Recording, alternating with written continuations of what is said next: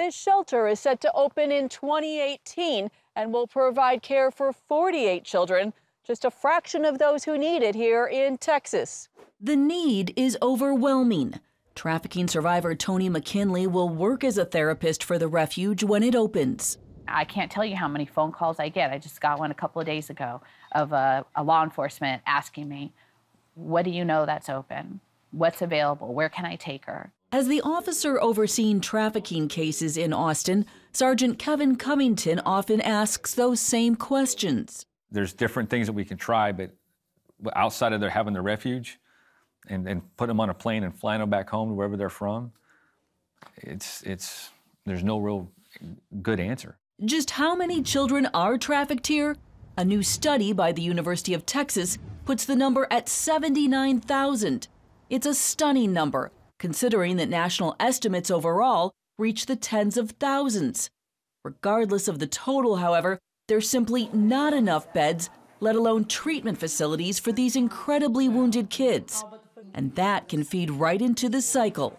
The more that we find these kids and don't have a place to put them, a place for them to get healing, the more that they're not going to trust us. Meet the mind behind the Refuge, Brooke Crowder, who says God downloaded the plans to her. I kept saying, why are we not doing this?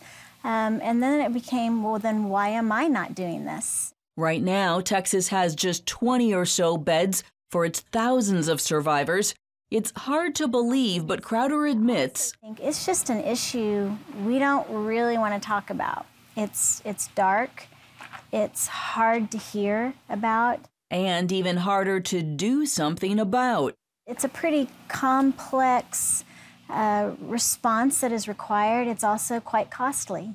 And so and there's really not a model out there that people can say, okay, we'll build this here. The Refuge model keeps the price down. It builds strategic partnerships with those already helping young people. We're not bearing the cost of our on-site charter school. The University of Texas is doing that through their wonderful school program. We're not bearing the cost of the medical care. We're partnering with a federally qualified healthcare clinic. There's also help with animal therapy and other services. Each survivor here will receive a customized care plan and likely stay for at least a year, if not longer. Crowder hopes this rural setting will provide both a sense of safety and a feeling of community that will take away any desire to run. McKinley wishes she would have had such an option. Her first trafficking experience came in elementary school. Later, as a teenager, a retired police officer kept her in the trade. I completely trusted him.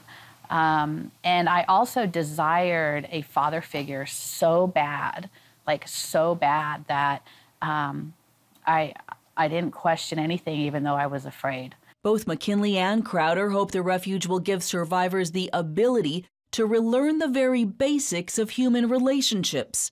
Their biggest goal, helping victims release their shame and understand how to trust. The type of people who buy young adults and children are doctors, police officers, lawyers, teachers. If you can imagine trying to process hundreds of rapes, because these girls are being raped, 10, 15 times a day, 6, 7 days a week, some of them for years. It's a lot. And that's why it takes so much. That's why so many people don't take this on. They don't build places like this because it's hard.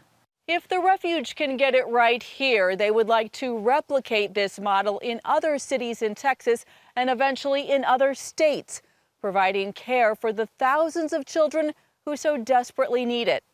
Reporting in Central Texas, Heather Sells, CBN News.